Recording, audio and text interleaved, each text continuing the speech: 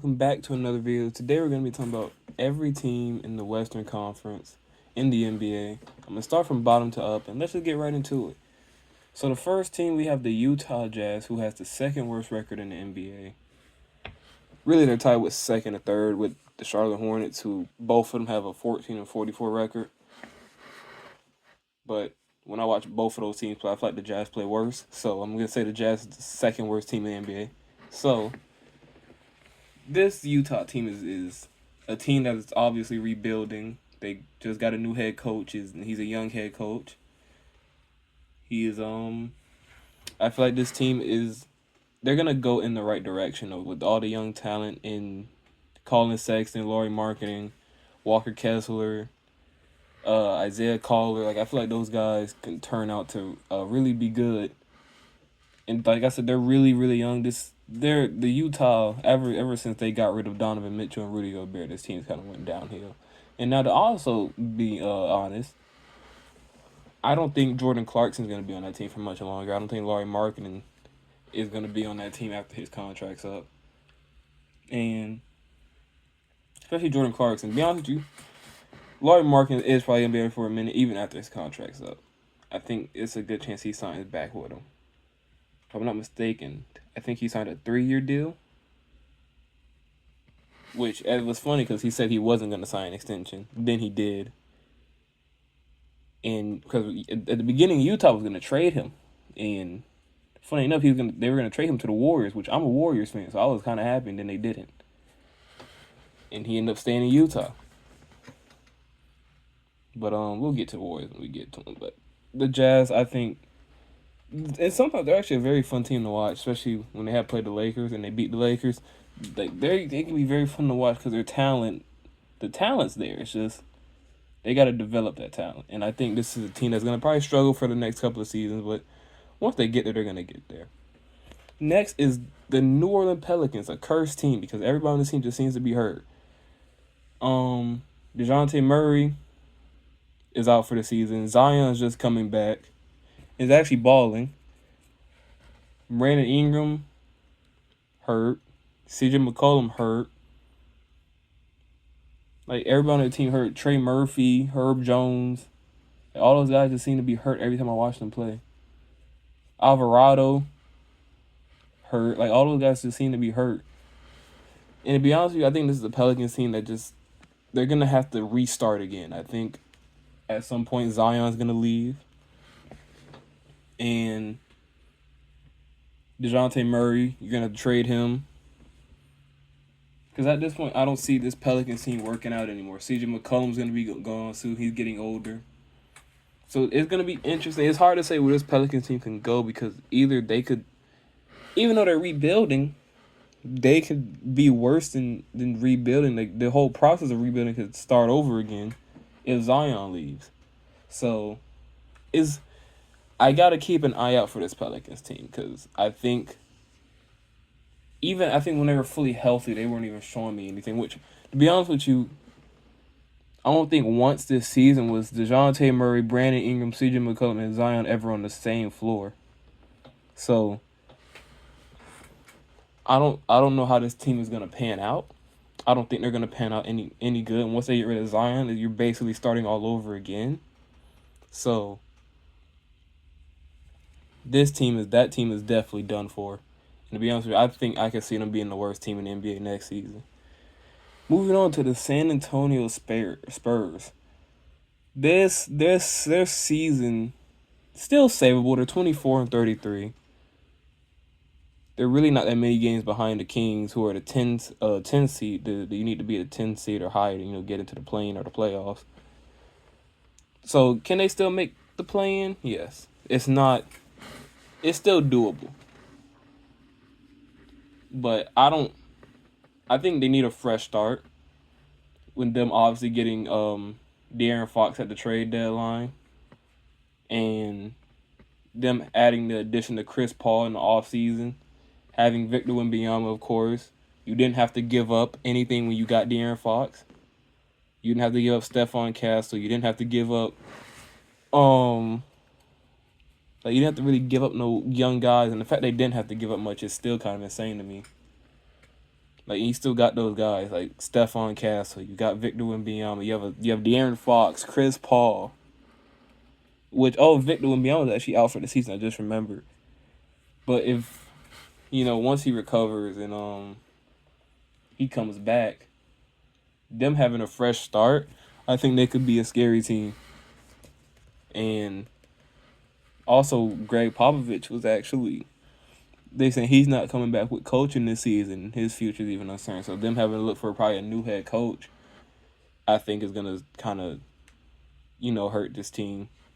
But I think this is a Spurs team. Once they have a fresh start to next season and they come back all healthy, this team could be a problem because having Victor Wembanyama and De'Aaron Fox, someone who's not only a true point guard, but then at times can take over a game and drop 40. That team is going to be a major problem, and the fact they still have so much young talent on that team says a lot. Moving on to the Portland Trail Blazers. An interesting team. This is a team that's 26-33. Surprised everyone mid-season when they went on a massive winning streak. They're 6-4 in their last 10. They've won 3 straight right now. Before that, I think they had won 8 straight. Putting belt to everyone they had faced. Putting themselves back in a play-in conversation. They're 1 game behind the Suns. They're 4 games behind the Kings. So, and they're behind actually a Phoenix Suns team that has lost 3 in a row, and they're 2 in the Sun. The Phoenix Suns are 2-8 in their last 10. So I think the Portland Trail Blazers having the surprising of seeing Scoot Henderson take the step up he's finally need to take. Finally being that guy on that team. DeAndre Ayton actually playing good. You got Simons over there. That team is balling over there.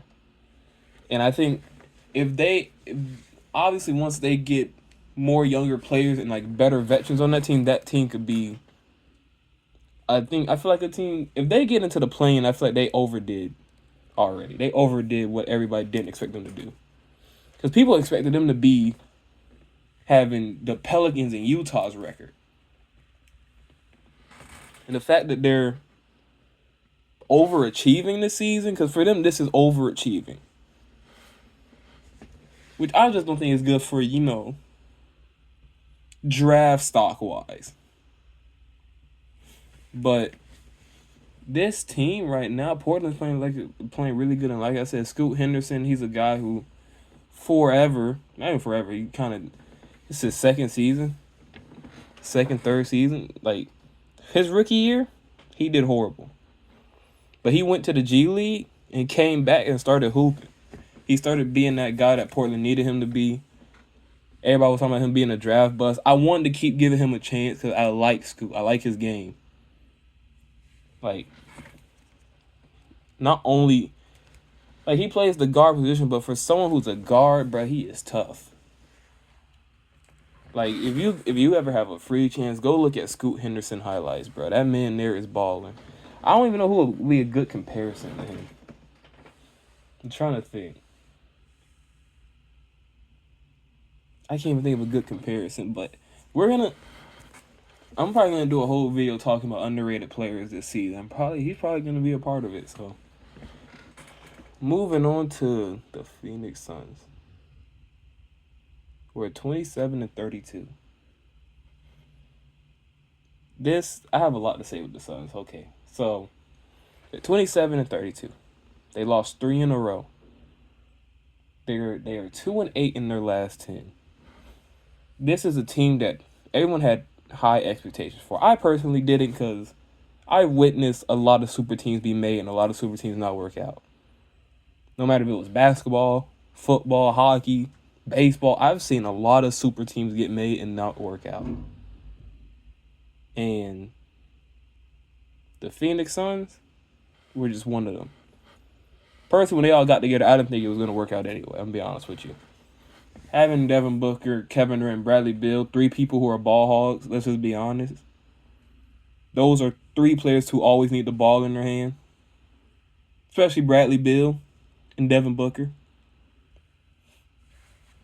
And if I was the Suns, I would probably blow it up right now.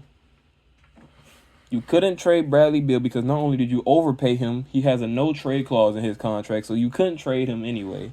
No team wanted him because of his contract. You couldn't trade Kevin Durant. You didn't inform Kevin Durant that you were thinking about trading him. You could have traded him to the Warriors, but he said he didn't come back to the Warriors. That's understandable. I feel like Draymond Green and Steve Kerr have a lot to do with that. And Devin Booker has just been always going to be your main star for the Suns, but I think at some point he's going to get fed up and probably want to leave. So I think if I'm Phoenix GM, this offseason, I'm blowing the team up. I'm trading Kevin Durant. We actually can't even trade him because he's a free agent. But I would trade Bradley Beal to wherever he wants to go. I'm like, hey, I'm asking him, where you want to go? I'm going to get in contact with that team. If that team does not want him, if no team in the NBA wants him, you're going to have to bite the bullet. There's either two things you can do if no team wants him. Either you bite the bullet and let him stay on the team until his contract's up, or you cut him. And be honest with you, you're probably going to have to stick with biting the bullet and letting him play there until his contract's up. I mean, because if I'm going to pay him all this money, might as well just keep him here. You picked up Tyus Jones in the offseason from Memphis. He came there because you needed a true point guard. It didn't work. They started off strong. I think they started off 8-1. And everybody was like, okay, the Phoenix Suns might actually do something. No, and then you fell off a cliff. And now you're fighting for a play-in spot. Not a playoff, a play-in spot. But you are 3 games behind the Sacramento Kings. Who, I'm going to be cold-cut honest. The top 10 that we see right now, from the Kings all the way up to the Thunder, I think right now that's the play-in picture. Right now, it's just about seeding, to me, I feel like. Right now, it's just about seeding. I feel like the play-in is locked in for the West. The East, their games are more closer.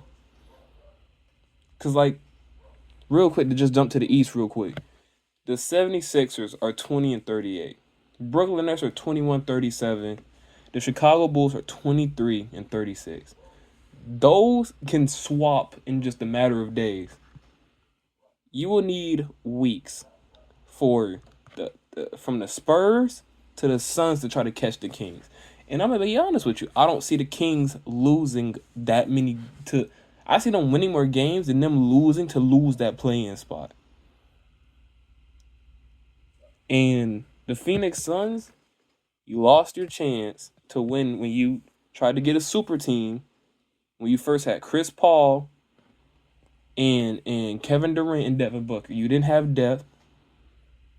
So every time Kevin Durant and Devin Booker come out the game, Chris Paul come out the game, y'all were down. Because y'all be up by 20, but by the time KD and D-Book sat down, y'all lost the lead. They had to come back in. You needed Devin Booker to drop 40 every game. You needed KD to drop 50. Like, my star players shouldn't have to combine for almost 80, 90 points a game. Like, do you realize that every time they almost went out there, Devin Booker had to drop 50, or KD had to drop 30, Chris Paul needed about 19 assists, and that was to only keep yourselves in a game. If you go and look back when the Phoenix Suns played the Denver Nuggets, D-Book and KD were balling. They were having 38, 29, 40. And that was just keeping them in the game. So, like, what is, like, when you look at this Phoenix Suns team, it's like you're just that bad. You went into the playoffs against Minnesota and got embarrassed. They swept y'all. This Phoenix Suns team I hate so much because it was overhyped in the beginning. I knew from the very beginning, once I saw how everything played out, they weren't going to win. Because once you get to the playoffs, you need depth. They didn't have it. Star power alone isn't going to win you a championship. And people don't realize championship teams, every player on that team matters. If you go back and look at how Boston won, they had people who would come off the bench and still get them points on the board. If you go back and look at Denver, they had people who could come off the bench and still get them points and make an impact on the game. Aaron Gordon could come out the game. Peyton Watson came in and took in for him. You took Contavious Caldwell-Pope out the game. Christian Brown came in for him. Jokic came out the game, which wasn't much during that playoff run. DeAndre Jordan, that man is 30, I think like 35, somewhere around that range, and he came in and made an impact. Thomas Bryant came in and made the impact when they were in there for that 5 to 7 minutes little span. So, like, Jamal Murray, when he came out the game, Reggie Jackson came in and still got them a solid 12 off the bench. Like, dog, like, and the thing, it's not even points. It's the defensive impact, the hustle impact. Like Peyton Watson not finna come off the bench and get me 12 points. He gonna get me 3 blocks, though. He gonna lock up somebody on defense. He'll chase down somebody to get a block. He'll hit a timely 3. He'll get a layup here and there. He'll get me 5 off the bench, but them defensive stats gonna look different when he... Like, people don't understand that. People just look at it as we need offense. And that's what the Suns were trying to do. And it just didn't work, bro. But I've been talking about the Suns for too long. We gonna move on. They need their own separate video. So let's talk about the Sacramento Kings. A team who basically just swapped teams. They just swapped teams with the Chicago Bulls at the deadline. They have DeMar DeRozan and Zach LaVine on their team. We know they got DeMar DeRozan in the offseason. They traded for Zach LaVine. You have Sabonis. To be honest with you, on paper, this is a really good team. On paper. But when you see them play basketball, they look so discombobulated.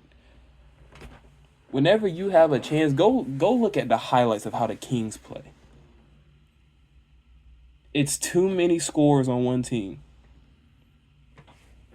It was my problem because as a Warriors fan, it was rumored that we were going to trade for Zach LaVine. My only problem with Zach LaVine is he couldn't play defense.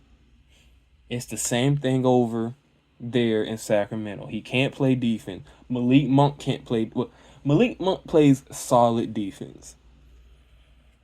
You have Sabonis who plays amazing defense. You have DeMar DeRozan who plays solid defense. The problem is, one thing people don't realize, you can play solid defense, but when you play a good offense, that solid defense looks like nothing to that offense. Like, it's my thing always with for example, the Atlanta Hawks. They make the playoffs every year. And we all know they got solid defensive players. Clint Capella. They had Hunter, but they traded him to Cleveland. Dyson Daniels, like all those guys. But when you run into a good offense, there's more. You don't realize you have more cones out there now. If I was to take the Thunder, the Oklahoma City Thunder, and you put them up against a team, let's say the Miami Heat. Miami Heat play amazing defense. But if, let's say the Heat play the Brooklyn Nets and they hold the Brooklyn Nets under 100 points. Everybody gonna look, but damn, they played amazing defense. But if they play the Thunder and the Thunder put up 120 on the Heat, they're like, dang, what happened? Because you play an amazing offense that exposed your defense, because guess what? A lot of those players there's gonna be more cones out there than you realize. So that's my whole thing with the Kings. When they play a really good team, they get exposed because you realize there's more cones out there on that defense than you realize. They look like they playing good defense, but they're not playing no good people. I won't say they're not playing good people, but they playing people who not finna cook them in a one-on-one. So the Kings are such an interesting team to me. I think the way their lineup is, having Zach LaVine, having DeMar DeRozan, having Malik Monk, Sabonis, Keon Ellis coming off the bench. I like their team. Shout out to Keon Ellis because that man is up and coming with them, and I seen him play in person. That man could hoop. So shout out to Keon Ellis. That man has starting to get better. Moving on to the Dallas Mavericks, another team which is very funny to talk about. They traded Luka Doncic, their franchise player, for Anthony Davis and a bag of chips. Other than that, well, Max Christie. We wouldn't call Max Christie a bag of chips. They traded Luka, Max Cleaver to the Lakers for Anthony Davis and Max Christie, and I think a second round pick. Did they even get a pick? I think they did get I think they got a second round pick for that trade, which I'm gonna be honest with you. Call it what it is. It's a bad trade, but I'm gonna play the advocate here and say it was a good trade. Now, hear me out. For the reason I say it's a good trade, because if the GM mindset, Nico Harris, the GM for the Dallas Mavericks, if his mindset is win now, call it what it is. If that Dallas team is fully healthy, that's not a bad win now situation. Because look at it, you have Kyrie Irving, Klay Thompson, you have Anthony Davis at the power forward, Derek Lively at the center, or Daniel Gafford at the center. Whoever. I think Lively's better, but I feel like they'll start Gafford over Lively just because Lively's younger, and probably PJ Washington at the small forward. On paper, now let's be honest, and you got Max Christie and Lively and all those guys coming off the bench. Now, call it what it is. That's not a bad team. But I will always say, anything that's written down on paper looks amazing until you actually play it out in reality. So, we seen them play together. They didn't look bad. So I'm giving them a chance. I will say, if this Dallas Mavericks team doesn't win in the next 3 years, I'll get them a 4-year window. If they don't win a championship in these 4 years, then the trade is done.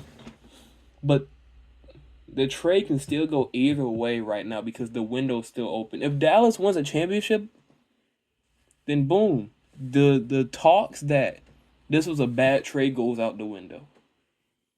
Because it's not about, who's going to get the more championships. If Dallas just gets one championship out of this, you did it. But I'm going to be honest with you. I don't see them doing that.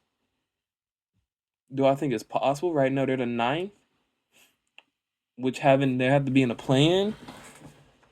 Which right now, from the 6th to the 10th, they're fighting for those spots. I don't see anybody catching the Rockets who are 37 and 22. But the Dallas Mavericks, I think with Kyrie Irving, who's over there hooping right now, once they get back fully healthy, I think this team is going to be a problem. That Dallas Mavericks team could be a problem. And I think also next year, I'm going to say this with a lot of teams, they need a fresh start. You put these teams together at the trade deadline, people think they're just going to automatically work out immediately. It's not. You're going to have to give these teams a fresh start. So I think if the Dallas Mavericks don't do it this year, they have a good chance of doing it next year. And moving on to the 8th seeded Minnesota Timberwolves, a team that has just spiraled down. And the thing is, they have one of the best players in the NBA in Anthony Edwards. To me, Anthony Edwards is a top 5 player. And speaking of Anthony, he actually got suspended today for, I think, his 16th or 14th technical foul of the season. And this is already a Minnesota team that's been having problems ever since they traded Cat for Julius Randle for some reason. And shout out to Cat because he's balling in New York. Julius Randle still Julius Randle, so My problem with Julius Randle, he has the energy, he has the mindset, he has the energy. He just does not have the play style. The man plays like he is the best player to ever grace basketball. Like, I'll watch them play basketball, and someone will be open on Minnesota and can be open. Rob Dillingham could be open, dog. Somebody is open with like 5 left on the shot clock. You know what he gonna do? Pull up jumper, brick. Like, I never seen a power forward play ISO basketball before. If any Heat fans know this, when you watch the Heat play and you see Terry Rozier out there playing street basketball, because that's what the man plays. I'm being honest with you. Terry Rozier plays street basketball. That's what Julius Randle's trying to be like. He's a worser version of Terry Rozier. And I know they play 2 different positions, but if you look at how Julius Randle plays basketball, he tries to play like he's a guard. He's a power forward. He's not backing nobody down. The man thinks he's the best player on the team. Anthony Edwards is on your team. If you don't pass the ball to him, and you over here taking jumpers, you over here taking contested shots, you're getting double team. I don't know who in their right mind said we're finna double team Julius Randle, but hey, you're over here getting double team, and you still taking the shot. This man was getting double team, and he took a fadeaway jumper. I want you to know, I turned off the TV when I saw that. Because why? You know, watching basketball nowadays is sometimes frustrating, especially when you watch people like Julius Randle. They just make you mad. But the more I stay on Minnesota, the more I'm going to just get mad at Julius Randle. He's not the only player on the team that's bad. I mean, Ant got to drop 40 every game just to give them a fighting chance. You know, Rudy Gobert can't make a layup to save his life. They're not giving Rob Dillingham minutes. He's getting garbage minutes. They just started giving him actual legit minutes. Mike Conley pushing 40. Jaden McDaniels is doing Jaden McDaniel things, just playing really good defense, but he can't play no offense. There's no other offensive points being scored other than Anthony Edwards having to drop 40 every game. I haven't seen nobody else on that team get past 30. Let's see. Yeah, I think Randall's got the 34. I think he had like one 40-point game this season, Randall. Other than that, I have not seen anything. So this Minnesota team has just crumbled down, and they need to trade Julius Randle immediately after the season is over. And moving on to me, my favorite team, the 32-27 Golden State Warriors. A team that has just been on fire ever since we got Jimmy Butler, which at first I thought was going to be a horrible trade. Boy, was I wrong. This man has came here. We are 7-3 in our last 10 games. We won 5 straight. Should have been 8 straight, but we lost that one to Dallas, where Kyrie had like 40 or 50 on our heads. And yeah, but Curry just had 56 points last night. Jimmy had 5 points, but we're not going to talk about that, of course. I think one thing people don't pay attention to, and this is going to be the same thing when I talk about the Lakers. Those trades of when the Lakers got Luka and the Warriors got Jimmy, that gave them the spark to actually try. I'm gonna be honest with you. The Warriors, when we didn't have Jimmy, we were declining. We weren't gonna do anything. But as soon as we got Jimmy, you could see the energy in the team come back. Curry looked like he playing happy again. Draymond, he got the energy again. Jimmy's bringing the energy. Everybody on that team is hyped. And I'm gonna be honest with you. I think the Warriors, I think we're gonna pass the Clippers. I think we're not going to be in the play. I feel like we could be the 6th or the 5th. Like, even though I just said I don't think anybody's going to catch the Rockets, I think we could be the 6th. Now, would I like, as of right now, would I like us to play the Nuggets in the first round? Absolutely not. But you got to play who you got to play. No matter if it's the first round, second round, third round, fourth round, they made the 10th round. You play who you got to play no matter the sport. If you're the worst team or the best team, you play who you got to play. If we have to play the Nuggets in the first round, we play the Nuggets in the first round. I got no problem with that. Because we got Jimmy on our team. I've never been a Jimmy Butler fan until now. I'm about to get me a Jimmy Butler jersey. Because they are hooping over there.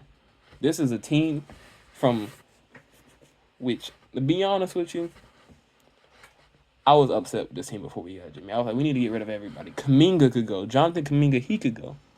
Which I think, to be honest, he might have to. To me, y'all can tell me if I'm wrong. Maybe it's just me. But I feel like he's taking too long to develop into the player we need him to be. He could turn out to be a better version than Draymond, a more offensive version of Draymond. And I feel like he's taking too long to develop into that. He complained about minutes. He complained about not starting. When we give him these opportunities, there are moments where he does stuff with it. Like he actually will start, playing solid ball.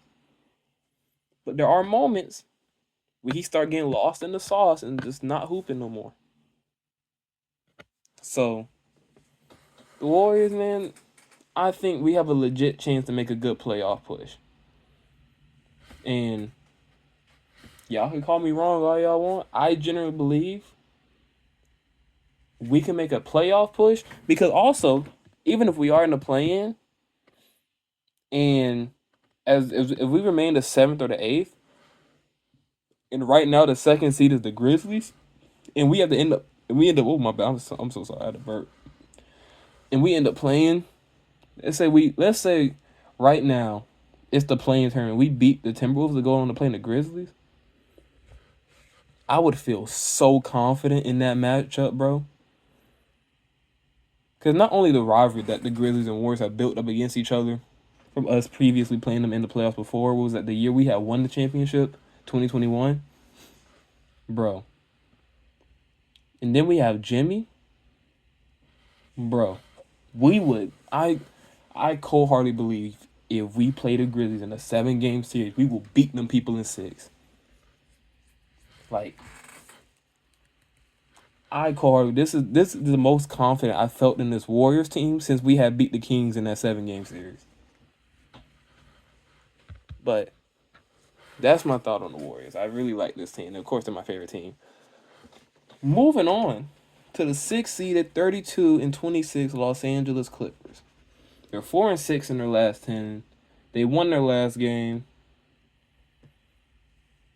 James Harden, Kawhi just coming back. James Harden, Norwell Powell. That's on me if I didn't pronounce his name right. But he's been hooping. James Harden has been hooping. He's starting to turn back the clock really to that Houston Rockets James Harden. He's starting to ISO people now. I've never seen James Harden ISO people since his Houston days. Because I'll be honest, after he left Houston, all that went out the window. So I really like watching the Clippers play sometimes, especially offensively. I really like, even though I like really good defense. I'm more of a defensive minded person, but I like fun offenses though. And really, watching James Harden play basketball is just kind of fun by itself. But the Clippers, I don't know, they're an interesting team. I don't know what to really say about them. Other than them needing Kawhi back, I'm glad he has come back. And he's actually been playing solid basketball since he came back. And do I see this team going anywhere? Not really. I feel like they'll be a first-round exit. Especially if they play, like, they're the 6th seed. So if they got to play the Nuggets, they're definitely out of here. But, yeah, I think the Clippers are they're a very interesting team. And watching, like I said, really with a lot of these teams, you have a chance to watch them. You should. Because right now, it's the playoff push time. So, of course, teams can actually start caring they're starting to care for it. So, yeah. So, moving on, we have the 37-22 Houston Rockets, who are 5-5 in their last 10. Like, another very young team, very fun young team to watch. I do not see this team going far, though, just because they're young. You have Jalen Green, Fred VanVleet, Amen Thompson, Dylan Brooks, Sengun. but Reed Shepherd, like those guys, I just don't see them really making a big playoff push. Especially they gotta play the Lakers in the first round. I definitely don't see it.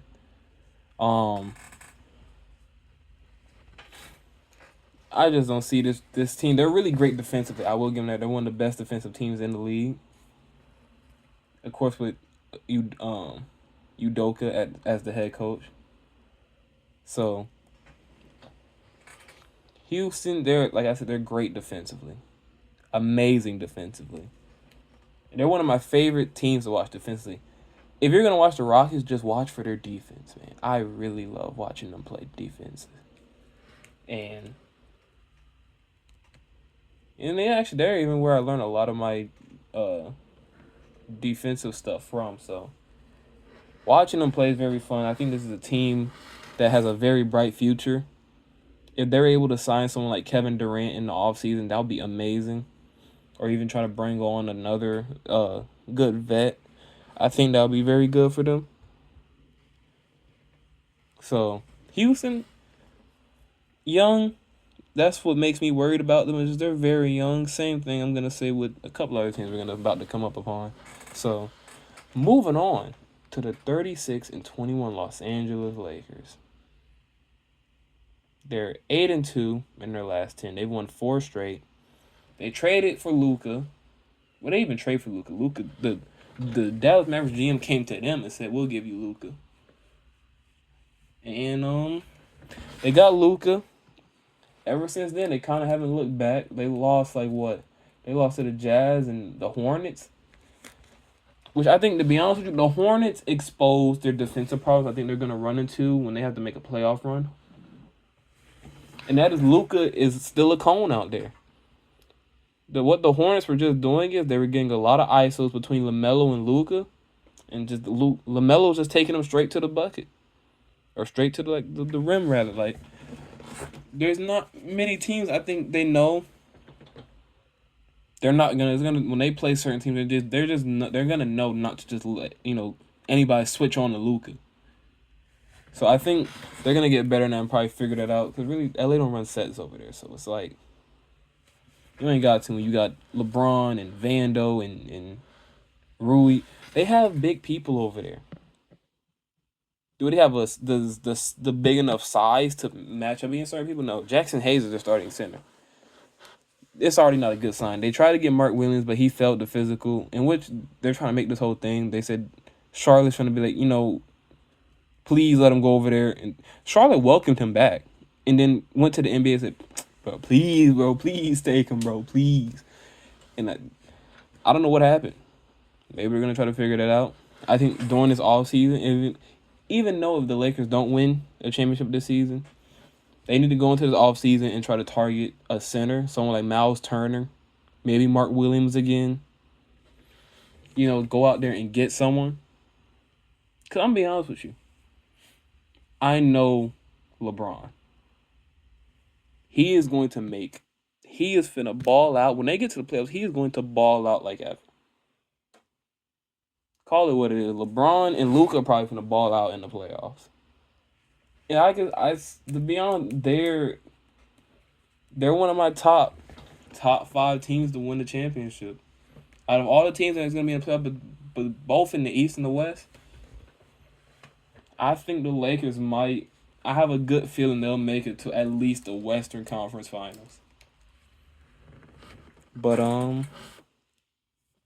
moving on to the 3rd seeded Denver Nuggets, who are 38-21, who the Lakers actually just beat. They're 8-2 in their last 10. I think the Lakers snapped the 8-game winning streak from them.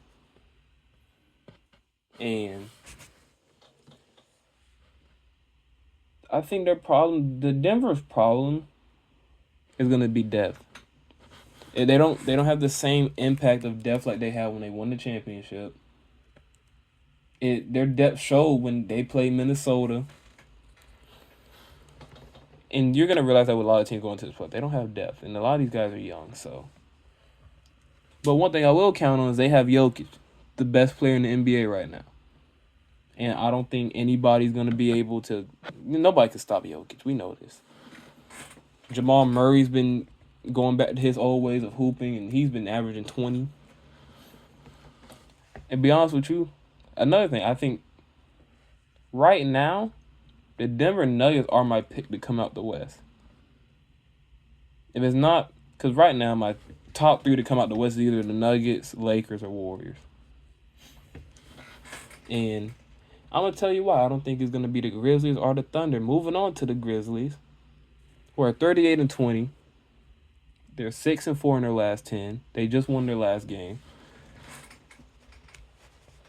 And I think they're going to run to the problem. They don't have a good bench depth. And I think, and also they have to stay healthy. Ja has to stay healthy. Jaren Jackson Jr., GG Jackson, who I have not heard that man's name that much this season. And when they get into the playoffs, it can't just be Ja Morant every time. When they got in there before and they were the second seed and they lost to the Lakers, it was Ja Morant. It was always him who had to step up. They need somebody else to also put up numbers. That year they had played Minnesota in the first round. They beat Minnesota, and then they had lost to the Warriors in the second round. It just can't continue to just be Ja Morant having to put up 40 every game. They can't just keep depending on him. Desmond Bane's gonna have to take a step up. Jaren Jackson Jr., one of the best defenders in the league, is gonna have to take a step up. You know, GG Jackson gets some playoff experience. So, Grizzlies team very young, very bright future. I think they need one more piece for this team to actually be something. I feel like they need that veteran piece, like someone like a KD or like another guard you can put next to Ja other than Desmond Bane. Maybe it's not someone who's just, so much a scorer. Someone who can just control the flow of the game. Because not that Ja is not a true point guard. He shows the true point guard. It's there. But he's the Grizzlies are one of those teams you can tell they just need one other guard other than Desmond Bane to be out there with them. And really, it's like it just need a small forward. Probably like, someone like Jimmy would have did good for them, but Jimmy didn't want to go there. Really, it's just they need that small forward. Not even a guard. I'm going to take that back. Not even a guard. They need a small forward. It's like someone who can just control the flow of the game for them. They don't have a pacing in their game. Theirs is just go, go, go. So, like, that's what they need over there. I feel like for them to be a top-tier competitor. And to move on to the number one team in the West, who are 8-2 in their last 10. They're 47-11. They're 25-4 at home and 21-7 away. That is the Oklahoma City Thunder. Shai Gilgeous-Alexander, the free throw merchant. You go look at highlights, I bet it's just him at the free throw line. And to be honest with you, they're a championship competing team. Just my thing is they're very young, not really that experienced. We saw what happened when they were in the playoffs. It was hard for them. That going back-to-back factor of winning game one and them having to continuously do that to get to the next series. I think that was very tiring for him. Shai can't be the only one. They have to stay healthy. Chet has to stay healthy. Them having people like Alex Caruso on their team for the veteran of it is good. Alex Caruso is always a great player, a great defensive player. Shai, someone who's in an MVP conversation, which I'm be honest with you, he's probably gonna win MVP, is right now hooping out of his mind. You got J-Dub, Jay Williams, who's another great defensive player. Isaiah Joe, who's taking a step up. Chet Holmgren, who just came back from injury, so I think this team can go very far, but I think the most they go to is the second round. I think if they have to play someone like the Nuggets, they will be out of there. Not so much the Lakers. To be honest with you, I don't really see the Lakers matching up. The Lakers, because one thing the playoffs is all about matchups. And the Lakers don't match up well against the Thunder that good. So, that's my thoughts on every team in the West. If I missed out on anything, you guys can let me know. Hope you guys enjoyed this video. You guys have a very, very blessed day.